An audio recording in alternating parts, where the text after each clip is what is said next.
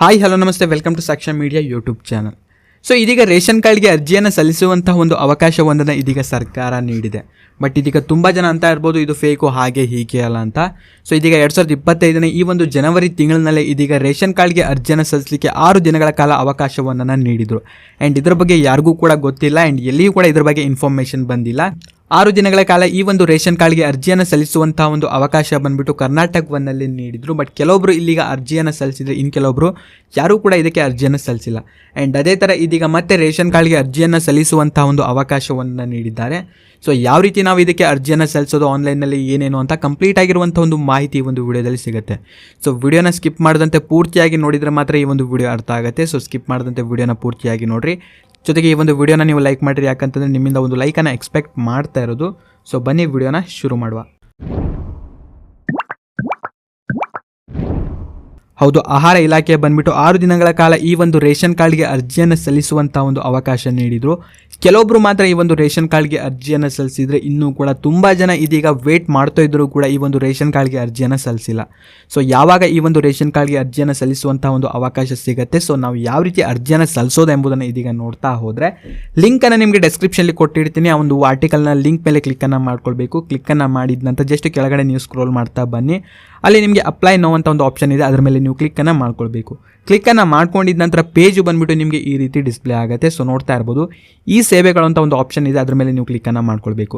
So ಕ್ಲಿಕ್ಕನ್ನು ಮಾಡ್ಕೊಂಡಿದ್ದ ನಂತರ ಇಲ್ಲಿ ನೋಡ್ತಾ ಇರ್ಬೋದು ವಿಧಾನ ಅಂತ ಇದೆ, ಅದರ ಮೇಲೆ ಕ್ಲಿಕ್ಕನ್ನು ಮಾಡಿಕೊಂಡು ಈ ಪಡಿತರ ಚೀಟಿ ಮೇಲೆ ನೀವು ಕ್ಲಿಕ್ಕನ್ನು ಮಾಡ್ಕೊಳ್ಬೇಕು. ಕ್ಲಿಕ್ಕನ್ನು ಮಾಡಿದ ನಂತರ ಯಾವುದೇ ರೀತಿಯಲ್ಲಿ ನಿಮಗೆ ಡಿಸ್ಪ್ಲೇ ಆಗ್ತಾ ಇಲ್ಲ ಅಂತ ಇದೀಗ ನಿಮಗೆ ರೇಷನ್ ಕಾರ್ಡ್ಗೆ ಅರ್ಜಿಯನ್ನು ಸಲ್ಲಿಸಲಿಕ್ಕೆ ಅವಕಾಶವೊಂದನ್ನು ನೀಡಿಲ್ಲ ಅಂತ ಅರ್ಥ. ಇನ್ ಕೇಸ್ ಏನಾದರೂ ಬೇರೆ ಆಪ್ಷನ್ ಏನಾದರೂ ನಿಮಗೆ ಡಿಸ್ಪ್ಲೇ ಆಗ್ತಾ ಇದ್ರೆ ಅಥವಾ ಈ ರೀತಿ ನಿಮಗೆ ಡಿಸ್ಪ್ಲೇ ಆಗ್ತಾ ಇದ್ರೆ, ಸೊ ಇವಾಗ ನಿಮಗೆ ರೇಷನ್ ಕಾರ್ಡ್ಗೆ ಅರ್ಜಿಯನ್ನು ಸಲ್ಲಿಸುವಂಥ ಒಂದು ಅವಕಾಶ ನೀಡಿದ್ದಾರೆ ಅಂತ. ಕೆಲವೊಂದು ಟೈಮ್ ಬಂದುಬಿಟ್ಟು ಸರ್ವರ್ ಸ್ವಲ್ಪ ಸ್ಲೋ ಆಗಿರುತ್ತೆ. ಸೊ ಪದೇ ಪದೇ ನೀವು ಇಲ್ಲಿ ಟ್ರೈಯನ್ನು ಮಾಡಬೇಕಾಗತ್ತೆ. ಸೊ ಯಾವ ರೀತಿ ನಿಮಗೆ ಅರ್ಜಿಯನ್ನು ಸಲ್ಲಿಸೋದು ಅಂತ ಕಂಪ್ಲೀಟ್ ಮಾಹಿತಿ ಇದೀಗ ನಿಮಗೆ ತಿಳಿಸ್ಕೊಡ್ತೀನಿ. ಸೊ ನೋಡ್ತಾ ಇರ್ಬೋದು, new online application for the ration card ಅಂತ ಇದೆ, ಅದರ ಮೇಲೆ ನೀವು ಕ್ಲಿಕ್ಕನ್ನು ಮಾಡ್ಕೊಂಡಿದ್ದಂತ ಅಲ್ಲಿ ನಿಮಗೆ ಕನ್ನಡ ಇಂಗ್ಲೀಷ್ ಅಂತ 2 ಆಪ್ಷನ್ ಇದೆ. ಸೊ ಯಾವುದನ್ನು ಬೇಕಾದರೂ ನೀವು ಇಲ್ಲಿ ಸೆಲೆಕ್ಟನ್ನು ಮಾಡ್ಕೊಳ್ಬೋದು. ಎಕ್ಸಾಂಪಲ್ ಆಗಿ ನಾನೀಗ ಕನ್ನಡ ಮೇಲೆ ಕ್ಲಿಕ್ಕನ್ನು ಮಾಡ್ತೀನಿ. ಕ್ಲಿಕ್ಕನ್ನು ಮಾಡ್ಕೊಂಡಿದ್ದ ನಂತರ ಪೇಜ್ ಬಂದುಬಿಟ್ಟು ನಿಮಗೆ ಈ ರೀತಿ ಡಿಸ್ಪ್ಲೇ ಆಗುತ್ತೆ. ಸೊ ನೋಡ್ತಾ ಇರ್ಬೋದು, ಕೆಳಗಡೆ ನಿಮಗೆ 3 ಥರ ಆಪ್ಷನ್ ಇದೆ. ಸೊ ಹೊಸದಾಗಿ ನೀವು ರೇಷನ್ ಕಾರ್ಡ್ಗೆ ಅರ್ಜಿಯನ್ನು ಸಲ್ಲಿಸ್ತಾ ಇದ್ದೀರಾ ಅಂತಂದರೆ ಮೊದಲನೇ ಆಪ್ಷನ್ ಮೇಲೆ ನೀವು ಕ್ಲಿಕ್ಕನ್ನು ಮಾಡ್ಕೊಳ್ಬೇಕು. ಸೊ ಕ್ಲಿಕ್ಕನ್ನು ಮಾಡ್ಕೊಂಡಿದ್ದ ನಂತರ ಇವಾಗ ನಿಮ್ಮ ಒಂದು ಆಧಾರ್ ನಂಬರನ್ನು ಕೇಳುತ್ತೆ. ಆಧಾರ್ ನಂಬರನ್ನ ನೀವು ಕರೆಕ್ಟಾಗಿ ಟೈಪನ್ನು ಮಾಡಿದ ನಂತರ enter your Aadhaar seeding mobile number ಅಂತ ಇದೆ, ಅಂದರೆ ನಿಮ್ಮ ಆಧಾರ್ ನಂಬರ್ಗೆ ಲಿಂಕ್ ಆಗಿರುವಂಥ ಒಂದು ಮೊಬೈಲ್ ನಂಬರ್ನ ನೀವೀಗ ಟೈಪನ್ನು ಮಾಡಬೇಕು. ಟೈಪನ್ನು ಮಾಡಿದ ನಂತರ ಸೈಡಲ್ಲಿ ನಿಮಗೆ ಗೋ ಅಂತ ಒಂದು ಆಪ್ಷನ್ ಇದೆ, ಅದರ ಮೇಲೆ ನೀವು ಕ್ಲಿಕ್ಕನ್ನು ಮಾಡ್ಕೊಳ್ಬೇಕು. ಸೊ ಕ್ಲಿಕ್ಕನ್ನು ಮಾಡಿದ ನಂತರ 1 ಟೈಮ್ ಪಾಸ್ವರ್ಡು ನಿಮ್ಮೊಂದು ಮೊಬೈಲ್ ನಂಬರಿಗೆ ಬರುತ್ತೆ. ಆ ಒಂದು OTP ನೀವು ಕರೆಕ್ಟಾಗಿ ಟೈಪನ್ನು ಮಾಡಬೇಕು. ಟೈಪ್ ಮಾಡಿದ ನಂತರ ಅಲ್ಲಿ ಕೆಳಗಡೆ ಒಂದು ಕ್ಯಾಪ್ಚಾ ಕೂಡ ನಿಮಗೆ ಡಿಸ್ಪ್ಲೇ ಆಗುತ್ತೆ ಬ್ಲೂ ಬಾಕ್ಸ್ನಲ್ಲಿ. ಅಲ್ಲಿ ಯಾವ ಥರ ಲೆಟರ್ ನಿಮಗೆ ಡಿಸ್ಪ್ಲೇ ಆಗ್ತಾ ಇದೆ, ಸೊ ಅದೇ ಥರ ಇಲ್ಲಿಯೂ ಕೂಡ ಅದನ್ನು ನೀವು ಟೈಪನ್ನು ಮಾಡಬೇಕು. ಟೈಪನ್ನು ಮಾಡಿದ ನಂತರ ಆಟೋಮೆಟಿಕಲಿ ನೀವು ಯಾವ ಒಂದು ಆಧಾರ್ ನಂಬರ್ನ ಹಾಕಿರ್ತೀರೋ, ಸೊ ಅದರ ಒಂದು ಡೀಟೇಲ್ಸು ಕೂಡ ಸೈಡಲ್ಲಿ ವಿತ್ ಫೋಟೋ ಸಮೇತ ನಿಮಗೆ ಬರುತ್ತೆ. ಮತ್ತೆ ನೀವಿಲ್ಲಿ ಆ್ಯಡ್ ಮೇಲೆ ಕ್ಲಿಕ್ಕನ್ನು ಮಾಡಬೇಕು.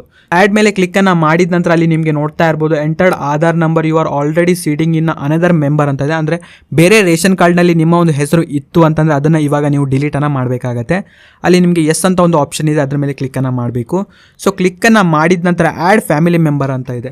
ಸೊ ಈ ಒಂದು ಆಧಾರ್ ನಂಬರಿಗೆ ಯಾರ್ಯಾರ ಹೆಸರನ್ನು ನೀವು ಆ್ಯಡ್ ಮಾಡಬೇಕಂತ ಇದ್ದೀರಾ ಅವ್ರದ್ದೆಲ್ಲರನ್ನೂ ಕೂಡ ನೀವು ಇಲ್ಲಿ ಸೆಲೆಕ್ಟನ್ನು ಮಾಡ್ಕೊಂಡು ಆ್ಯಡನ್ನು ಮಾಡಿಕೊಂಡು, ಹಳೆ ರೇಷನ್ ಕಾರ್ಡ್ನಲ್ಲಿ ಅವರ ಒಂದು ಹೆಸರು ಇತ್ತು ಅಂತಂದರೆ ಅದನ್ನು ಕೂಡ ಡಿಲೀಟನ್ನು ಮಾಡಿಕೊಂಡು ಒಂದು ಹೊಸ ರೇಷನ್ ಕಾರ್ಡನ್ನು ಇಲ್ಲಿ ನೀವು ಪಡೆದುಕೊಳ್ಬೋದು. ನೆಕ್ಸ್ಟ್ ಇಲ್ಲಿ ನಿಮಗೆ ನೋಡ್ತಾ ಇರ್ಬೋದು, ನಿಮ್ಮ ಒಂದು ಅಡ್ರೆಸ್ ಕೇಳುತ್ತೆ. ಸೊ ಅಡ್ರೆಸ್ಸನ್ನು ಕರೆಕ್ಟಾಗಿ ಟೈಪನ್ನು ಮಾಡಬೇಕು. ಕನ್ನಡದಲ್ಲಿ ಕೂಡ ಅಲ್ಲಿ ಕರೆಕ್ಟಾಗಿ ಟೈಪನ್ನು ಮಾಡ್ಕೊಳ್ಳಿ. ಆ್ಯಂಡ್ ಅದಾಗಿದ್ದ ನಂತರ ಇಂಗ್ಲೀಷ್ನಲ್ಲಿಯೂ ಕೂಡ ಕರೆಕ್ಟಾಗಿ ಟೈಪನ್ನು ಮಾಡಿಬಿಟ್ಟು ನಿಮ್ಮ ಒಂದು ಪಿನ್ ಕೋಡ್ ಕೇಳುತ್ತೆ. ಆ ಒಂದು ಪಿನ್ ಕೋಡನ್ನು ಸೆಲೆಕ್ಟ್ ಮಾಡಿಬಿಟ್ಟು ನೆಕ್ಸ್ಟ್ ಸ್ಟೇಜ್ ಅಂತ ಕೆಳಗಡೆ ಆಪ್ಷನ್ ಇದೆ, ಅದರ ಮೇಲೆ ನೀವು ಕ್ಲಿಕ್ಕನ್ನು ಮಾಡಬೇಕು.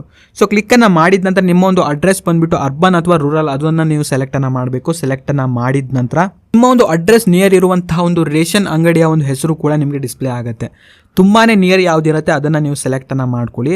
ಸೆಲೆಕ್ಟನ್ನು ಮಾಡಿದ ನಂತರ ಕೆಳಗಡೆ ಸೆಲೆಕ್ಟ್ ಸಿಟಿ ಅಂತ ಇದೆ, ಸಿಟಿನ ನೀವು ಸೆಲೆಕ್ಟ್ ಮಾಡಿಕೊಂಡು ಗೋ ಮೇಲೆ ಕ್ಲಿಕ್ಕನ್ನು ಮಾಡಬೇಕು. ಆ್ಯಂಡ್ ಅದಾಗಿದ್ದ ನಂತರ ನಿಮ್ಮೊಂದು ವಾರ್ಡ್ ನಂಬರ್ ಕೇಳುತ್ತೆ. ಸೊ ವಾರ್ಡ್ ನಂಬರ್ನ ನೀವು ಸೆಲೆಕ್ಟನ್ನು ಮಾಡ್ಕೊಳ್ಳಿ, ಅಲ್ಲಿ ನಿಮಗೆ ಡಿಸ್ಪ್ಲೇ ಆಗುತ್ತೆ. ನೆಕ್ಸ್ಟ್ ಅಲ್ಲಿ ನಿಮಗೆ ನೆಕ್ಸ್ಟ್ ಸ್ಟೇಜ್ ಅಂತ ಒಂದು ಆಪ್ಷನ್ ಇದೆ, ಅದರ ಮೇಲೆ ನೀವು ಕ್ಲಿಕ್ಕನ್ನು ಮಾಡಬೇಕು. ಸೊ ಇವಾಗ ಬಂದುಬಿಟ್ಟು ತುಂಬಾ ಇಂಪಾರ್ಟೆಂಟ್ ಆಗಿರುತ್ತೆ, ಸೆಲೆಕ್ಟ್ ಯುವರ್ ಫ್ಯಾಮಿಲಿ ಹೆಡ್ ಅಂತ. ನಿಮ್ಮ ಒಂದು ರೇಷನ್ ಕಾರ್ಡ್ನಲ್ಲಿ ಯಾರು ಫ್ಯಾಮಿಲಿ ಹೆಡ್ ಆಗಿ ನೀವು ಸೆಲೆಕ್ಟನ್ನು ಮಾಡಬೇಕು ಅಂತ ಇದ್ದೀರೋ ಅವರ ಹೆಸರನ್ನ ನೀವೀಗ ಸೆಲೆಕ್ಟನ್ನು ಮಾಡ್ಕೊಳ್ಬೇಕು.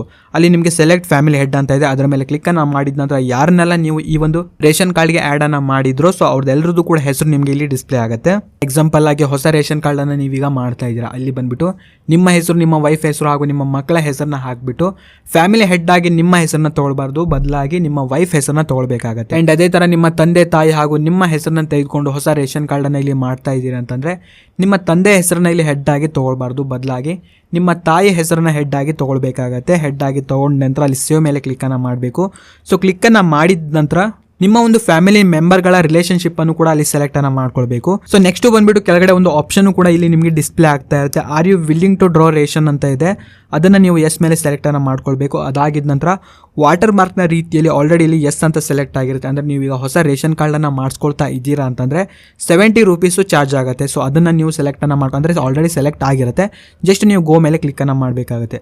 ಕ್ಲಿಕ್ಕನ್ನು ಮಾಡ್ಕೊಂಡಿದ ನಂತರ ಡಮ್ಮಿ ಒಂದು ರೇಷನ್ ಕಾರ್ಡು ಕೂಡ ನಿಮಗೆ ಇಲ್ಲಿ ಡಿಸ್ಪ್ಲೇ ಆಗುತ್ತೆ. ಸೊ ನೋಡ್ತಾ ಇರ್ಬೋದು ನಿಮ್ಮ ಒಂದು ನೇಮು, ಹೆಸರು ಎಲ್ಲನೂ ಕೂಡ ಕರೆಕ್ಟಾಗಿ ಇದೆಯಾ ಇಲ್ಲೋ ಎಂಬುದನ್ನು ಕರೆಕ್ಟಾಗಿ ನೀವು ಸೆಲೆಕ್ಟನ್ನು ಮಾಡ್ಕೊಳ್ಬೇಕು. ಸೊ ನೋಡ್ತಾ ಇರ್ಬೋದು ಕೆಳಗಡೆ ಒಂದು ಆಪ್ಷನ್ ಕೂಡ ನಿಮಗೆ ಡಿಸ್ಪ್ಲೇ ಆಗ್ತಾ ಇದೆ. Are you willing to draw ration ಅಂತ ಇದೆ, ಅದನ್ನು ನೀವು ಎಸ್ ಅಂತ ಸೆಲೆಕ್ಟನ್ನು ಮಾಡ್ಕೊಳ್ಬೇಕು. ಅದಾಗಿದ ನಂತರ ಆಟೋ ಇಲ್ಲಿ ಒಂದು ಸೆಲೆಕ್ಟ್ ಆಗಿರುತ್ತೆ. ಅಂದರೆ ನೀವು ಹೊಸ ರೇಷನ್ ಕಾರ್ಡನ್ನು ನೀವು ಮಾಡಿಸ್ಕೊಳ್ತಾ ಇದ್ದೀರಾ ಅಂತಂದರೆ 70 ರೂಪೀಸ್ ಚಾರ್ಜ್ ಆಗುತ್ತೆ, ಅದು ಕೂಡ ಇಲ್ಲಿ ಕಟ್ ಆಗುತ್ತೆ. ಜಸ್ಟ್ ನೀವು ಗೋ ಮೇಲೆ ಕ್ಲಿಕ್ಕನ್ನು ಮಾಡ್ಕೊಳ್ಬೇಕು. ಸೊ ಕ್ಲಿಕ್ಕನ್ನು ಮಾಡ್ಕೊಂಡಿದ ನಂತರ ಒಂದು ಡೆಮೋ ರೇಷನ್ ಕಾರ್ಡು ಕೂಡ ನಿಮಗೆ ಡಿಸ್ಪ್ಲೇ ಆಗುತ್ತೆ. ಸೊ ಕರೆಕ್ಟಾಗಿ ಇದೆಯಾ ಇಲ್ಲ ಎಂಬುದನ್ನು ಒಮ್ಮೆ ನೀವು ಚೆಕ್ ಮಾಡ್ಕೊಳ್ಬೇಕಾಗತ್ತೆ. ಏನಾದರೂ ಅಡ್ರೆಸ್ನಲ್ಲಿ ಅಥವಾ ಯಾವುದಾದ್ರೂ ಒಂದು ನಂಬರ್ನಲ್ಲಿ ರಾಂಗ್ ಇತ್ತು ಅಂತಂದರೆ ಅಲ್ಲಿ ಎಡಿಟ್ ಅಂತ ಒಂದು ಆಪ್ಷನು ಕೂಡ ಇದೆ, ಅದ್ರ ಮೇಲೆ ಕ್ಲಿಕ್ಕನ್ನು ಮಾಡಿಕೊಂಡು ನೀವು ಇಲ್ಲಿ ಮತ್ತೆ ಎಡಿಟನ್ನು ಕೂಡ ಮಾಡ್ಕೊಳ್ಬೇಕು. ನೆಕ್ಸ್ಟ್ ಇಲ್ಲಿ ಜನರೇಟ್ RC ಮೇಲೆ ನೀವು ಕ್ಲಿಕ್ಕನ್ನು ಮಾಡ್ಕೊಳ್ಬೇಕಾಗತ್ತೆ. ಸೊ ಕ್ಲಿಕ್ಕನ್ನು ಮಾಡ್ಕೊಂಡಿದ್ದ ನಂತರ ನಿಮ್ಮೊಂದು ರೇಷನ್ ಕಾರ್ಡು ಯಾವ ರೀತಿ ಡಿಸ್ಪ್ಲೇ ಆಗುತ್ತೋ ಸೊ ಅದೇ ರೀತಿಯೂ ಕೂಡ ಇಲ್ಲಿ ನಿಮಗೆ ಡಿಸ್ಪ್ಲೇ ಆಗುತ್ತೆ. ಸೊ ನೋಡ್ತಾ ಇರ್ಬೋದು ಇದು ಬಂದ್ಬಿಟ್ಟು ಒಂದು ಸಾಫ್ಟ್ ಕಾಪಿ ಆಗಿರುತ್ತೆ. ಸೊ ಇದು ಬಂದ್ಬಿಟ್ಟು ಫಸ್ಟ್ ಸ್ಟೆಪ್ ಆಗಿರುತ್ತೆ. ಇನ್ನು ನೆಕ್ಸ್ಟ್ ಸ್ಟೆಪ್ನಲ್ಲಿ ಇಲ್ಲಿ ಅಡ್ರೆಸ್ ವೆರಿಫಿಕೇಷನ್ ಹಾಗೂ ನಿಮ್ಮ ಒಂದು ಡಾಕ್ಯುಮೆಂಟ್ ವೆರಿಫಿಕೇಷನ್ ಎಲ್ಲನೂ ಕೂಡ ಇರುತ್ತೆ. ಸೊ ಅಲ್ಲೆಲ್ಲನೂ ಕೂಡ ಕರೆಕ್ಟಾಗಿ ಅಪ್ರೂವಲ್ ಆಯಿತು ಅಂತಂದರೆ ಹೊಸ ರೇಷನ್ ಕಾರ್ಡನ್ನು ನಿಮ್ಮ ಒಂದು ಅಡ್ರೆಸ್ಸಿಗೆ ಈಸಿಲಿ ನಿಮಗೆ ಇಲ್ಲಿ ಬರುತ್ತೆ. ಸೊ ತುಂಬಾ ಸಿಂಪಲ್ ಆಗಿರುತ್ತೆ ಈ ಒಂದು ರೇಷನ್ ಕಾರ್ಡ್ಗೆ ಅರ್ಜಿಯನ್ನು ಸಲ್ಲಿಸೋದು. ಆದರೆ ಎಲ್ಲ ಟೈಮ್ನಲ್ಲಿ ಈ ಒಂದು ರೇಷನ್ ಕಾರ್ಡ್ಗೆ ಅರ್ಜಿಯನ್ನು ಸಲ್ಲಿಸಲಿಕ್ಕೆ ಕೊಡಲ್ಲ. ಸೊ ಕೆಲವೊಂದು ಟೈಮ್ನಲ್ಲಿ ಈ ಒಂದು ರೇಷನ್ ಕಾರ್ಡ್ಗೆ ಅರ್ಜಿಯನ್ನು ಸಲ್ಲಿಸಲಿಕ್ಕೆ ಕೊಡ್ತಾರೆ. ಸೊ ನಿಮಗೆ ಆನ್ಲೈನ್ನಲ್ಲಿ ಅರ್ಜಿಯನ್ನು ಸಲ್ಲಿಸಲಿಕ್ಕೆ ಬರಲ್ಲ ಅಂತಂದರೆ ನಿಮ್ಮ ಒಂದು ಹೊತ್ತಿರದ ಬೆಂಗಳೂರು 1, ಕರ್ನಾಟಕ 1, ಗ್ರಾಮ 1 ಸೊ ಯಾವುದೇ ಒಂದು ಸೇವಾ ಸಿಂಧು ಪೋರ್ಟಲ್ಗೆ ಹೋಗ್ಬಿಟ್ಟು ತುಂಬಾ ಈಸಿಯಾಗಿ ನೀವು ಇಲ್ಲಿ ಅರ್ಜಿಯನ್ನು ಸಲ್ಲಿಸ್ಬೋದು. ಆ್ಯಂಡ್ ಇನ್ನು ಪ್ರಾಪರ್ ಆಗಿ ಇದೀಗ ರೇಷನ್ ಕಾರ್ಡ್ಗೆ ಅರ್ಜಿಯನ್ನು ಸಲ್ಲಿಸಲಿಕ್ಕೆ ಬಿಟ್ಟಿದ್ದಾರೆ ಅಂತ ಎಲ್ಲಿಯೂ ಕೂಡ ಇನ್ಫಾರ್ಮೇಷನ್ ಸಿಗಲ್ಲ.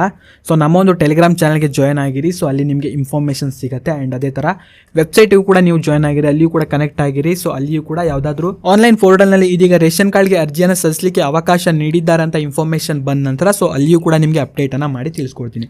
ಸೊ ಇದಾಗಿತ್ತು ಈ ಒಂದು ವಿಡಿಯೋದಲ್ಲಿ ಇದ್ದಂಥ ಕೆಲವೊಂದು ಮಾಹಿತಿ. ಸೊ ನೋಡಿದ್ರಲ್ಲ ಯಾವ ರೀತಿ ನಾವು ರೇಷನ್ ಕಾರ್ಡ್ಗೆ ಅರ್ಜಿಯನ್ನು ಸಲ್ಲಿಸ್ಬೋದು ಅಂತ, ತುಂಬಾ ಸಿಂಪಲ್ ಆಗಿರುತ್ತೆ. ಸೊ ವಿಡಿಯೋ ಇನ್ಫಾರ್ಮೇಟಿವ್ ಆಗಿತ್ತು ಅಂತಂದರೆ ವಿಡಿಯೋನ ನೀವು ಲೈಕ್ ಮಾಡ್ಕೊಳ್ರಿ. ಚಾನಲ್ನ ಇನ್ನೂ ಕೂಡ ಸಬ್ಸ್ಕ್ರೈಬ್ ಮಾಡ್ಕೊಂಡಿಲ್ಲ ಅಂತಂದರೆ ಇವಾಗಲೇ ಸಬ್ಸ್ಕ್ರೈಬ್ ಮಾಡ್ಕೊಳ್ಳಿ. ಆ್ಯಂಡ್ ಇನ್ನು ಅರ್ಜಿಯನ್ನು ಸಲ್ಲಿಸಲಿಕ್ಕೆ ಒಂದು ಲಿಂಕನ್ನು ಕೂಡ ನಿಮಗೆ ಡಿಸ್ಕ್ರಿಪ್ಷನಲ್ಲಿ ಕೊಟ್ಟಿರ್ತೀನಿ, ಆ ಒಂದು ಲಿಂಕ್ ಮೇಲೆ ಕ್ಲಿಕ್ಕನ್ನು ಮಾಡ್ಕೊಳ್ಬೇಕು. ಕ್ಲಿಕ್ಕನ್ನು ಮಾಡ್ಕೊಂಡಿದ್ದ ನಂತರ ಒಂದು ಆರ್ಟಿಕಲ್ಲು ಕೂಡ ಓಪನ್ ಆಗುತ್ತೆ. ಜಸ್ಟ್ ಕೆಳಗಡೆ ನೀವು ಆ ಒಂದು ಆರ್ಟಿಕಲ್ನು ಕೂಡ ಕರೆಕ್ಟಾಗಿ ಓದ್ಕೊಳ್ಳಿ. ಜಸ್ಟ್ ಕೆಳಗಡೆ ನೀವು ಸ್ಕ್ರೋಲ್ ಮಾಡ್ತಾ ಬನ್ನಿ, ಅಲ್ಲಿ ನಿಮಗೆ ಅಪ್ಲೈ ನೋ ಅಂತ ಒಂದು ಆಪ್ಷನ್ ಇದೆ. ಆ ಒಂದು ಅಪ್ಲೈ ನೋ ಮೇಲೆ ಆಪ್ಷನ್ ಮೇಲೆ ಕ್ಲಿಕ್ಕನ್ನು ಮಾಡ್ಕೊಂಡಿದ್ದ ನಂತರ ವೆಬ್ಸೈಟ್ ಕೂಡ ಓಪನ್ ಆಗುತ್ತೆ. ಸೊ ತುಂಬಾ ಸಿಂಪಲ್ಲಾಗಿ ಈ ಒಂದು ರೇಷನ್ ಕಾರ್ಡ್ಗೆ ನೀವು ಕೂಡ ಅರ್ಜಿಯನ್ನು ಸಲ್ಲಿಸ್ಬೋದು. ಸೊ ಇದ್ರ ಬಗ್ಗೆ ನಿಮಗೇನಾದರೂ ಡೌಟ್ ಇತ್ತು ಅಂತಂದರೆ ಕಾಮೆಂಟಲ್ಲಿಯೂ ಕೂಡ ನೀವು ಕಾಮೆಂಟನ್ನು ಮಾಡ್ಬೋದು. ಸೊ ಅಲ್ಲಿಯೂ ಕೂಡ ನಾನು ನಿಮಗೆ ರಿಪ್ಲೈನ ಮಾಡ್ತೀನಿ. ಸೊ ಈ ಒಂದು ವಿಡಿಯೋನ ನೀವು ನೋಡಿದ್ದಕ್ಕೆ ಧನ್ಯವಾದಗಳು.